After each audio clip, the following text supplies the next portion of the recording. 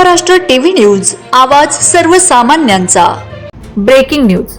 नांदगावमध्ये थरारक अपघात, पिकअपने पादचाऱ्याला उडवले, 2 जण ठार, 13 जखमी, सीसीटीव्हीत घटना कैद।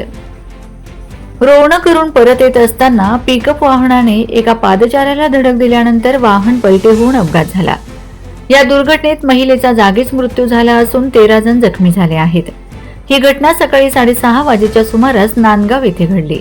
अपघातात शेतातून शौचासाठी जाऊन परत येत असलेले हरिदास मेटपल्लीवार वय 35 यांना पिकअप क्रमांक MH34 BZ 3127 ने जोरदार धडक दिली। धडकेनंतर चालकाचे वाहनावरील नियंत्रण सुटल्याने पिकअप रस्त्याच्या कडेला पलटी झाली। या अपघातात पिकअपमध्ये प्रवास करत असलेल्या डोंगर हळदी येथील रहिवासी वनिता भिकारू मरस कोल्हे वय 40 यांचा जागीच मृत्यू झाला।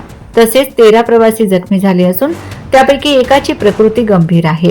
गंभीर जखमी महिलेला चंद्रपूर येथील जिल्हा सामान्य रुग्णालयात हलविण्यात आले असून उर्वरित जखमींवर मूल येथील उपजिल्हा रुग्णालयात उपचार सुरू आहेत। घटनेची माहिती मिळताच मूल पोलीस घटनास्थळी दाखल झालेत। पोलिसांनी आरोपी चालकाला ताब्यात घेतलं असून अपघाताची सखोल चौकशी सुरू आहे। वंदे महाराष्ट्र टीव्ही न्यूज, आवाज सर्वसामान्यांचा।